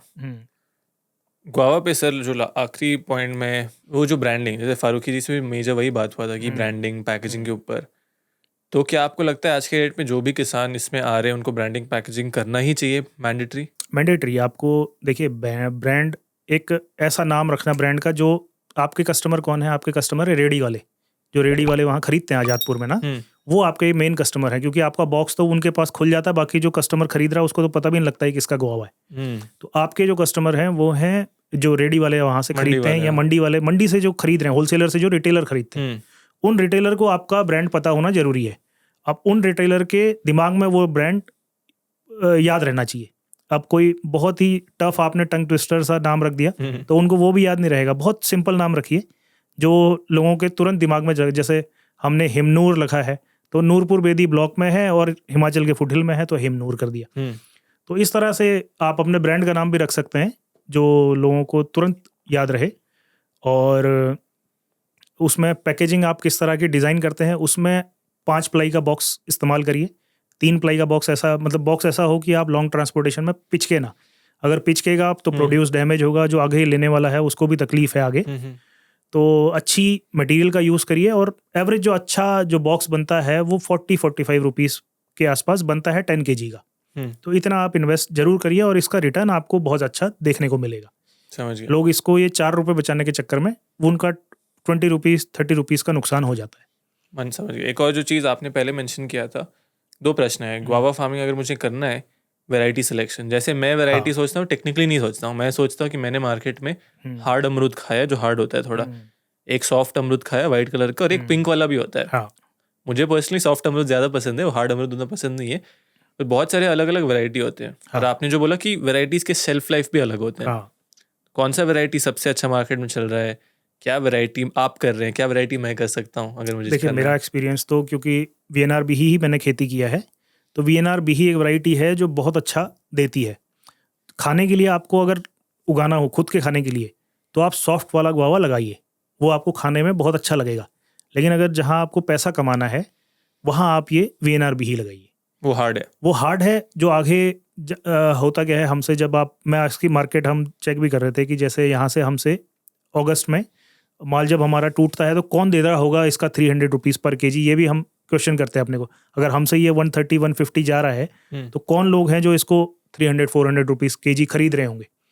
तो उनकी मेंटेलिटी आप समझने की कोशिश करिए कि जब हमारे पास अगस्त में गुआवा निकलता है, वहाँ से वो कई बार जाता है नॉर्थ ईस्ट की कुछ मंडीज़ में, जहाँ म्यांमार से, भूटान से और वियतनाम से शायद ये लोग आते हैं, और वहाँ पे वो मंडी में प्राइस उनको 300 रुपये किलो वो बेचते हैं। तो वहाँ तक ये गुआवा आपका पहुँचना भी चाहिए। उसमें वो वैरायटी आप सेलेक्ट कर लिए अगर कि सॉफ्ट वाली है, तो आपका गुआवा वहाँ पहुँच ही नहीं पा रहा, तो वो आगे मार्केट में अच्छा रेट नहीं ले सकता, पिचक जाएगा। अगला जो आपसे ले रहा है अगर वो नहीं कमाएगा तो आपकी डिमांड भी जीरो हो जाएगी। तो ये जो हार्ड वैरायटीज़ हैं, हार्ड कोर वाली वैरायटीज़, जैसे आपने गुआवा देखा, और बाकी लेकिन अभी खा के ना आप उसको थोड़ा और खाइए, उसके बाद आपको ना वो क्रंचीनेस और वो ज़्यादा पसंद आना, आपको ये ज़्यादा पसंद आने लग जाएगा। मेरे साथ भी यही हुआ है। शुरुआत में मेरे को पहले वो वाला गुआवा पसंद ज़्यादा आता था, लेकिन क्या था उसमें एक तो ब्रांडिंग नहीं होता है, तो जो मैंने आज गुआवा खाया है वो अगले बार मेरे को उसी रेडी पे दूसरा वो गुआवा नहीं मिलेगा जो उसने लिया था। वो हो सकता है उसको भी, क्योंकि पता नहीं है कि कहाँ से ये आया पीछे से, और वो एक तो कंसिस्टेंसी नहीं है। इसमें हम कंसिस्टेंसी मेंटेन कर लेते हैं। तो हमने एक बार अगर वो अच्छे फार्म का अगर गुआवा टेस्ट किया है, उसी ब्रांड का अगर हम दोबारा खाएंगे तो हमें वही टेस्ट और वही क्रंचीनेस मिलेगा। समझ गया। हाँ, तो ये मेरे साथ भी अभी शुरुआत में पहले मैं वो वाला गुआवा ज़्यादा प्रेफर करता था, अब मैं ये वाला गुआवा ज़्यादा प्रेफर करता हूँ। मैं जो समझ रहा हूँ ऑर्चर्ड के लिए जनरली एरिया बहुत ज़्यादा चाहिए होता है। टिपिकली 1-2 एकड़ से शायद उतना सेंस नहीं बनता है, मेरा मानना। अगर लोकल मार्केट है तो 1 एकड़ भी सफिशिएंट है। अगर वो 1 एकड़ आपका लोकल में, जैसे आपने सॉफ्ट वाला गुआवा लगाया है या फिर आपने किन्नू या सिट्रस ये भी लगाया, ये भी आपका लोकल सेल हो जाता है। लेकिन अगर आपको दूर मार्केट करने के लिए कोई, आपने नीश मार्केट के लिए कोई प्रोडक्ट बना दिया, उसके लिए मिनिमम आपको 5 एकड़ होना जरूरी है। समझ गया। हाँ, और एक जो कॉस्ट ऑफ इकोनॉमिक्स आती है, वो स्केल ऑफ इकोनॉमिक्स, वो स्केल ऑफ इकोनॉमिक्स भी आपके काफ़ी कॉस्ट डिवाइड हो जाती है 5 एकड़ में। जैसे फेंसिंग का कॉस्ट हो गया, ड्रिप इरिगेशन का कॉस्ट हो गया, मैन पावर का कॉस्ट हो गया। आप 1 एकड़ की खेती करेंगे तो भी आपको एक हस्बैंड वाइफ टेक केयर करने के लिए रखने पड़ेंगे, और अगर आप 5 एकड़ की करेंगे तो भी आपको एक हस्बैंड एक वाइफ से अच्छा, काम 2 ही चल लोग जाएगा। संभाल लेंगे? 2 लोग संभाल लेते हैं आपके जो जनरल काम है, जैसे पानी लगाना, गुड़ाई करना, ये सारे जो काम है ये कर लेते हैं। इंटरेस्टिंग। जो लोग गुआवा की फार्मिंग करना चाहते हैं, ऑर्चर्ड्स में आना चाहते हैं, उनको आप क्या बताना चाहेंगे और आपके क्या फ्यूचर प्लान्स हैं गुआवा के साथ? क्या आप और एरिया करने वाले हैं और ब्रांड को आगे बढ़ाने वाले हैं? आपकी क्या विजन है? मेरा विज़न अभी नॉर्थ इंडिया के लिए तो देखिए, मैं चाहता हूँ कि कुछ वहाँ जो अच्छा हो सकता है, जो यहाँ नहीं हो सकता, उन पे काम किया जाए। जैसे? जैसे पियर और पीच। हम्म। तो पियर और पीच का मैं देखता हूँ कि आने वाले टाइम पे बहुत अच्छा एक मार्केट बन सकता है। पिछले साल का मैं डाटा उसमें पढ़ रहा था गूगल पे, अब पता नहीं वो कितना ट्रस्टवर्दी है, लेकिन उसमें 53,000 कंसाइनमेंट हमारे चाइना से इंपोर्ट हुआ पीच का, जबकि वो पीच हमारे वहाँ आसानी से उगा सकते हैं हम लोग। और वो पीच जो चाइना से आया होगा, वो अगर दिल्ली मंडी में बिका, वो 150 रुपये किलो से नीचे नहीं बिका होगा, और हमारा यहाँ बिकता है 30-40 रुपीज़ पर केजी। तो हम क्या करें कि हमारा वो पीच उस तरह की क्वालिटी अगर बन जाए, तो हम यहाँ जो पोटेंशियल है उसका बहुत ज़्यादा है। यहाँ भी छत्तीसगढ़ हो गया या भोपाल हो गया, कई जगह हम मार्केट कर सकते हैं नॉर्थ इंडिया से। तो मैं उसमें ज़्यादा अपना फोकस दे रहा हूँ। गुआवा की जो अभी ट्रेंडिंग मार्केट है, गुआवा का हम हर साल देख रहे हैं, क्योंकि एरिया काफ़ी बढ़ रहा है। और कुछ वैसे क्वालिटी का तो देखिए हर बार रहता ही है कि कहीं गर्मी ज़्यादा हो गया, कहीं ये हो गया। अभी तक स्टैग्नेंट मैंने जो देखा, इसका जो रेट का ग्राफ है वो 30-40 रुपीज़ अभी जो मार्केट चल रहा होगा 30-40 से लेके वो आपका 130 तक जाता है बारिश के मौसम में। इसके बीच में रहेगा गुआवा आपका, नो डाउट इसमें आपका जो कॉस्ट है ना, वो जितना आप लगाएंगे उससे इनकम जो है उससे ज़्यादा देने वाली अभी फ़िलहाल के लिए कोई क्रॉप नहीं है। तो कोई भी अगर किसान करना चाहता है तो एक बार आके विज़िट ज़रूर करे जहाँ ये गुआवा करते हैं। जैसे गुआवा, आम गुआवा करना और इसमें थोड़ी सी चीज़ें अलग होती हैं। जो बैगिंग वगैरह हम कर रहे हैं वो किस तरह कर रहे हैं, कई लोग वो बैगिंग सुन के हट जाते हैं गुआवा फार्मिंग से। जो लेकिन कर सकता है उसके लिए बहुत अच्छा प्रपोजल है। 1 एकड़ लैंड से आप अगर 4-5 लाख रुपए इनकम करना चाहते हैं, उसके लिए गुआवा सबसे बेटर है। लेकिन अगर फ्यूचर का हम विजन अगर लेके चलते हैं कि फ्यूचर में हम और कौन सी चीज़ में आगे बढ़ाना चाहता हूँ, तो उसमें मेरे को ये जो अंदर जिसको हमने बहुत ज़्यादा तवज्जो नहीं दी, उसमें बहुत ज़्यादा स्कोप हमें दिखता है कि आने वाले टाइम पे पियर, पीच, ये जो क्रॉप्स हैं, इसमें बहुत कुछ अच्छा किया जा सकता है। सर थैंक यू आपके नॉलेज के लिए। बहुत नॉलेज शेयरिंग किया आपने अक्रॉस 2 एपिसोड्स, मज़ा आया। एंड जैसे उम्मीद करता हूँ कि लोग एपिसोड से पहले सीखें और फिर अगर करना चाहते हैं खुद का रिसर्च करें, खुद विजिट करें। ये हर एपिसोड में बोलता हूँ इंटेंशनली, क्योंकि मैं नहीं कह रहा हूँ कि, ना ही आप कह रहे हैं कि वीडियो देख के खेती स्टार्ट कर लो। आपको खुद का मेहनत और रिसर्च करना ज़रूरी है।